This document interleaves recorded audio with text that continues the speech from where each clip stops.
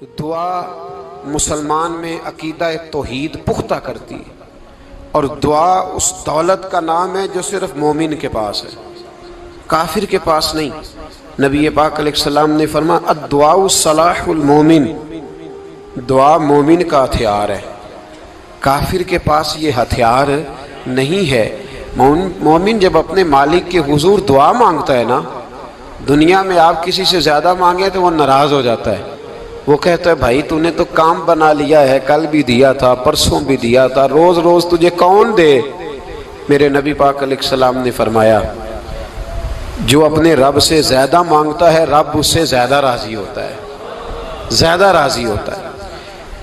اب دعا مخصوص اوقات نہیں دعا کے، فرمایا اذا دعان، جب بھی دعا مانگو گے تمہارا رب تمہاری دعا کو، جب بھی دعا تو دعا کرتے رہنا چاہیے، ہر وقت دعا میں بندہ شامل رہے، اللہ کے ذکر میں شامل۔ یہ جو قرآن مجید نے کہا نا یا ایھا الذین آمنوا اذکروا اللہ ذکرا کثیرا، اے ایمان والو اپنے رب کا ذکر کثرت سے کرو، وسبحوہ بکرۃ واصیلا، اور صبح و شام اسی کی پاکی بیان کرو۔ تو اس سے مراد یہ نہیں ہے کہ تسبیح لے کے سارا دن مسجد میں بیٹھے رہو اور کام کوئی نہ کرو، بلکہ اس کا مطلب یہ ہے کہ روٹی شروع کرو تو اللہ کے نام سے، اختتام کرو تو اللہ کے نام، سو جاؤ تو رب کا نام لے کے، سویرے اٹھو تو اللہ کا نام لے کے، جب تمہیں کوئی چیز اچھی لگے تو ماشاءاللہ کہو، جب کوئی مصیبت آئے تو کہو انا للہ و انا الیہ راجعون۔ تو سارا دن اللہ کا ذکر جاری رہے گا۔ نبی پاک صلی اللہ علیہ وسلم نے مسلمان کو ایک دوسرے سے ملنے کا طریقہ بتایا۔ مصیبت آئے تو کیا کہنا ہے؟ صرف فوتگی پہ نہیں کہنا، اس کی وضاحت کر دو۔ کوئی بھی الذین اذا اصابتہم مصیبہ، جب بھی کوئی مصیبت آئے، اللہ کے بندے کہتے ہیں ہم اللہ کی طرف سے آئے ہیں اور اللہ کی طرف ہی ہم نے لوٹ جانا۔ تو میرے عزیز ہر وقت اللہ کا ذکر جاری رہے گا، ہر وقت زبان پہ رب کریم کا۔ دیکھیں نا نبی پاک علیہ السلام نے ہمیں ملاقات کا طریقہ بتایا۔ ایک صحابی آئے تو انہوں نے آ کے کہا السلام علیکم، نبی پاک علیہ السلام نے فرمایا رب تعالیٰ نے اسے 10 نیکیاں عطا فرمائی ہیں۔ دوسرے آئے تو انہوں نے کہا السلام علیکم ورحمۃ اللہ، تو محبوب فرمانے لگے، امام بہقی نے اس کو لکھا ہے، محبوب فرمانے لگے رب کریم نے اسے 20 نیکیاں عطا فرمائی۔ ایک اور آئے، عرض کیا السلام علیکم ورحمۃ اللہ وبرکاتہ، محبوب فرمانے لگے اللہ نے اسے 30 نیکیاں عطا فرمائی۔ اچھا اس کا مطلب کیا ہے؟ السلام علیکم، تم پر سلامتی ہو، سادہ ترجمہ یہ ہے کہ تم سلامت رہو، تم سلامت رہو، ورحمۃ اللہ وبرکاتہ، تم پر اللہ کی رحمت بھی ہو اور اس کی برکتیں بھی ہو۔ وہ کیا کہتا ہے؟ وہ کہتا ہے وعلیکم السلام، تم پر بھی سلامتی ہو، ورحمۃ اللہ وبرکاتہ، اللہ کی رحمت ہو اور اس کی۔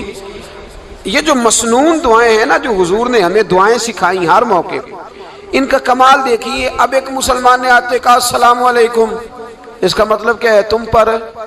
اب وہ جھگڑا کرے گا اسے مارے گا، اس کا مال چھینے گا؟ اس نے تو آتے ہی کہا ہے تم پر سلامتی ہو۔ تو جو سلامتی کی دعا دینے والے ہیں وہ جیب تھوڑی کاٹیں گے، وہ غبن تھوڑی کریں گے، ڈاکہ تھوڑا ڈالیں گے۔ اسلام نے لفظ ہی وہ سکھایا ہے کہ فرمایا جب تم نے ملنا ہے تو تم نے دعائیں کرنی ہیں ایک دوسرے کے لیے۔ اب ہمارے ہاں نئے نئے لفظ آ گئے، ٹیلی فون اٹھایا تو کہا ہیلو، اس کا کیا ترجمہ ہے؟ کون ہے؟ اس کا کیا ترجمہ ہے؟ جی جناب، اس کا کیا مطلب؟ ہم نے دیکھا بڑے بڑے سمجھدار لوگ السلام علیکم کی بجائے کہتے ہیں کیا حال ہے؟ بھائی کیا عجیب بات ہے، بھائی کیا حال ہے کا کیا مطلب ہوا؟ وہ بعد میں کرنے کی بات ہے۔ اور کچھ تھوڑا سا جو ادیب ہیں، جو بیچارے حروف کے پیچ و تاب میں رہتے ہیں، وہ کہتے ہیں آداب عرض ہے۔ وہ کیا ہوتا ہے جی؟ اسلام نے دعا سکھائی ہے السلام علیکم، یہ کتنی خوبصورت دعا ہے۔ جب آپ گھر کے اندر داخل ہوئے تو آپ نے دعا دی السلام علیکم، یہ دعا دی آپ۔ ایک صحابی حاضر خدمت ہوئے، عرض کی یا رسول اللہ صلی اللہ علیہ وسلم میرے گھر میں غربت رہتی ہے، کیا کروں؟ نبی پاک علیہ السلام نے فرمایا جب بھی گھر جایا کرنا گھر والوں سے سلام لیا کر، گھر والوں سے کیا کہا کر؟ السلام علیکم، جب بھی گھر جائے۔ یعنی گھر آیا، اب گھر والوں نے بتایا کہ ماچس کی ڈبیا تو لے آؤ، اب یہ دکان کونے پہ تھی گھر والے پہ، وہاں سے ماچس کی ڈبیا لے کے واپس گیا تو کہنے لگا السلام علیکم. پھر گھر والوں نے کہا ہو بتانا یاد ہی نہیں رہا، چینی بھی ختم ہو گئی ہے. تو یہ پھر گیا چینی لینے، لوٹ کے آیا تو کیا کہا؟ جب اللہ چاہتا ہے تو کہے، جب اللہ کے رسول چاہتے ہیں تو کہے.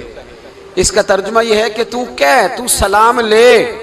اللہ رسول چاہ رہے ہیں کہ تو سلام لے تاکہ تیرے گھر میں سلامتیاں ڈال دی جائیں.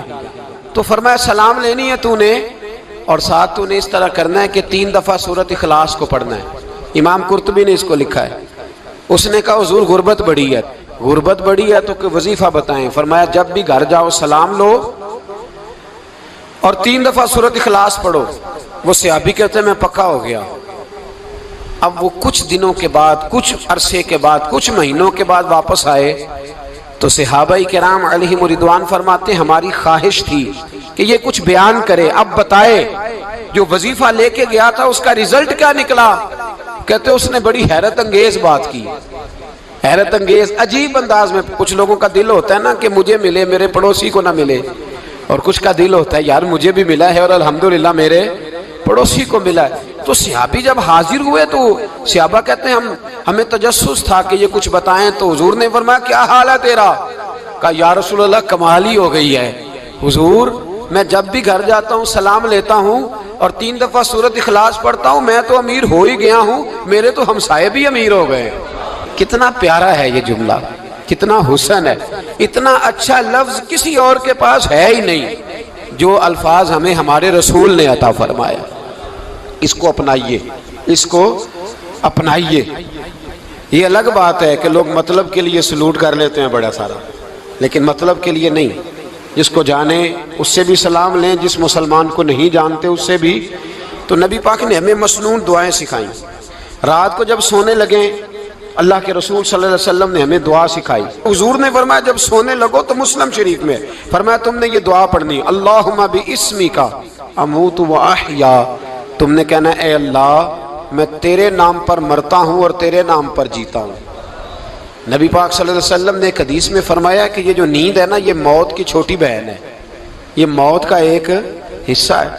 جس طرح انسان سو جائے تو کوئی خبر نہیں ہوتی کیا ہو رہا ہے، بالکل وہ اٹھا ہے تو اس نے کہا ہو یہ کیا ہوا. سو جاتا ہے نا آدمی، اسے خبر نہیں ہوتی. اوہو میں نے تو 11 بجے اٹھنا تھا، یہ تو 3 بج گئے. اب اسے خبر نہ رہی.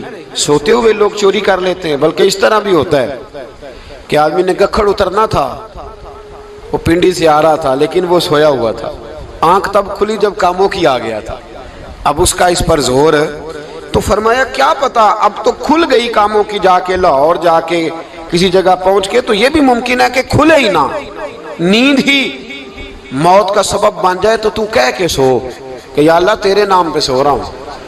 اللہ کس نام پہ سو رہا ہوں یار؟ اگر ہم ان دعاؤں کا حسن سمجھے مت اللہم باسمک اموت و احیا، یا اللہ میں تیرے نام پہ سوتا ہوں اور تیرے نام پر اٹھتا ہوں. گویا کہہ رہا یا اللہ میری نیند بھی تیرے فضل سے ہی ہے، اور اگر آنکھ کھل جائے تو وہ بھی تیرے فضل سے ہی ہے. کتنا اعلیٰ نبی پاک علیہ السلام نے انداز سکھایا. اور پھر بخاری شریف میں حدیث موجود ہے، فرمایا جب اٹھو تو کہو الحمدللہ الذی احیانا احیانا بعد ما اماتنا والیہ النشور.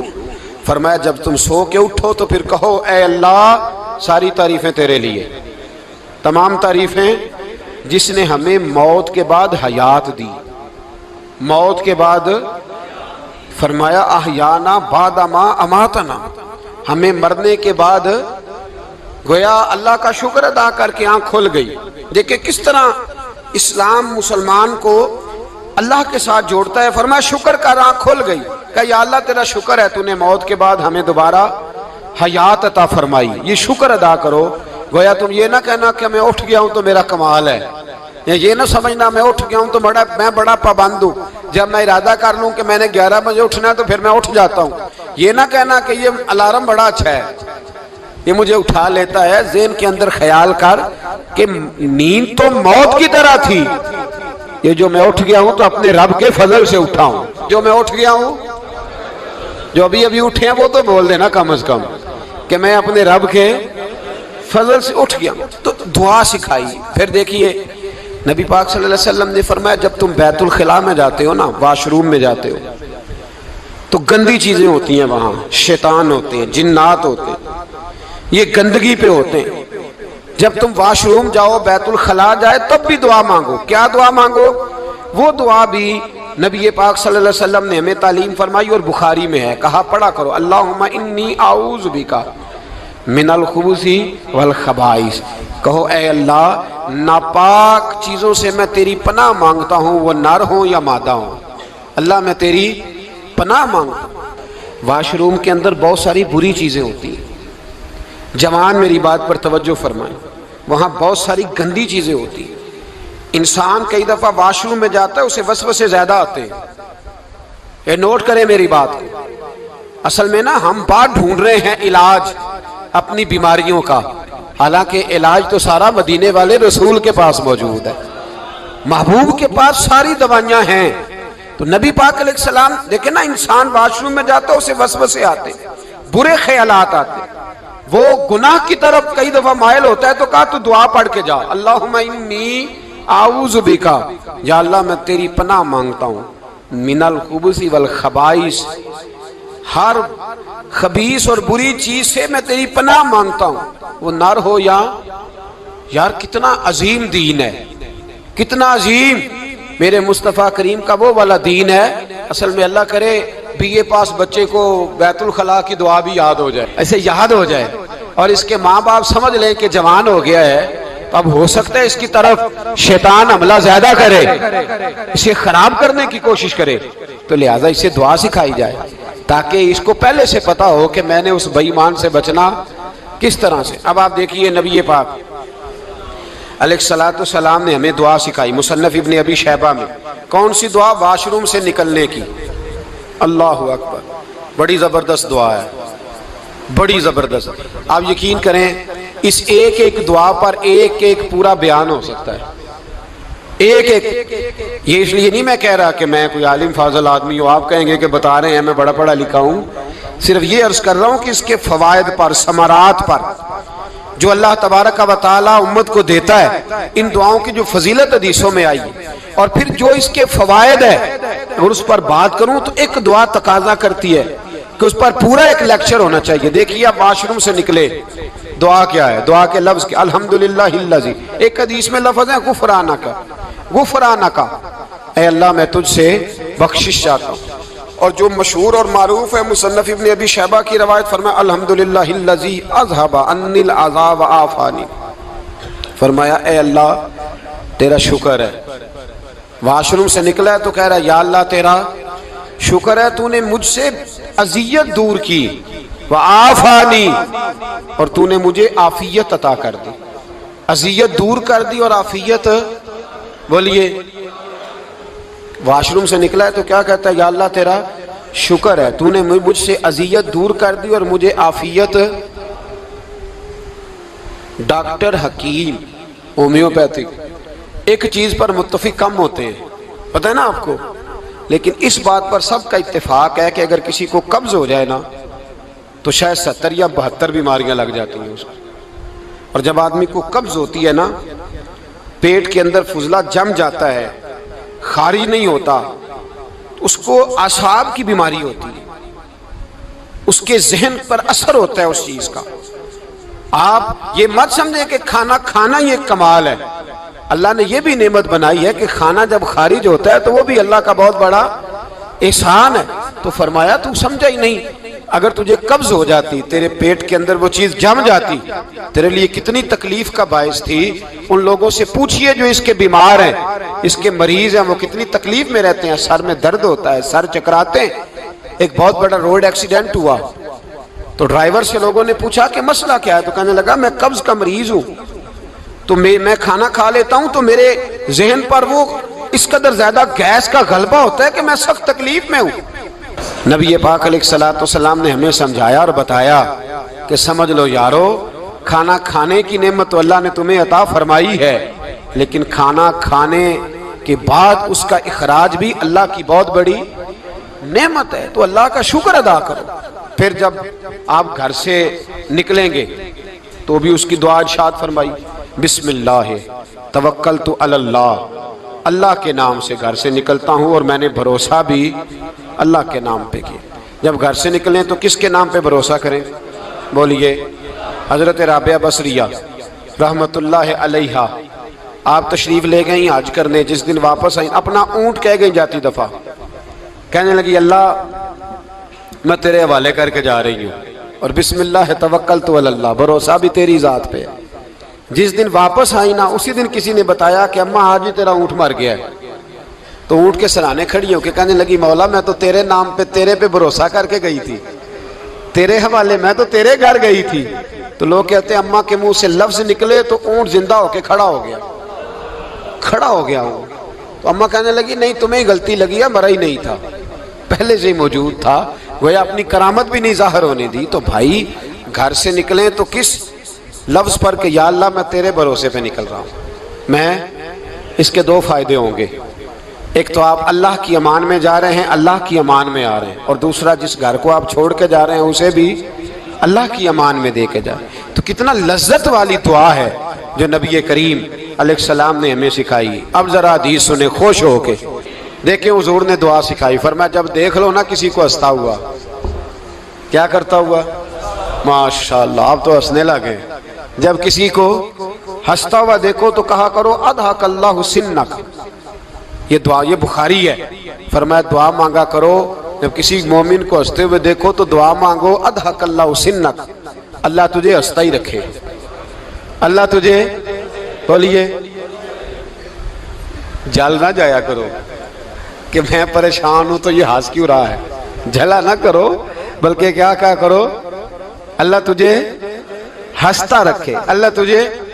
نبی پاک صلی اللہ تعالی علیہ وآلہ وسلم نے فرمایا، ترمذی میں حضرت اسامہ بن زید رضی اللہ تعالیٰ عنہ سے حدیث مروی ہے، حضور نے فرمایا جس نے کسی کے ساتھ احسان کیا اور جس پر احسان کیا، اگر اس نے یہ دعا پڑھ دی نا جزاک اللہ خیرہ، تو فرمایا اس نے اللہ کی بھی پوری حمد کر دی اور محسن کا صحیح شکریہ بھی ادا کر دیا۔ کیا کہنا ہے؟ جزاک اللہ، اللہ تجھے بہترین جزا عطا کرے۔ اس کا ترجمہ کیا ہے؟ اللہ تجھے بہترین، کیونکہ حضور فرماتے ہیں من لم یشکر الناس ولم یشکر اللہ، جس نے بندوں کا شکریہ ادا نہیں کیا اس نے اللہ کا بھی شکریہ ادا نہیں کرنا۔ تو کیا کہنا چاہیے؟ جزاک اللہ خیرہ۔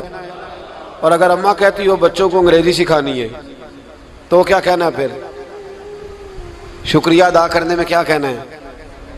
Thanks, thank you. او خدا کے اس کا ثواب کتنا ہے؟ بولے انگریزی ایک زبان ہے، اس کو زبان ہی رہنے دیں گے۔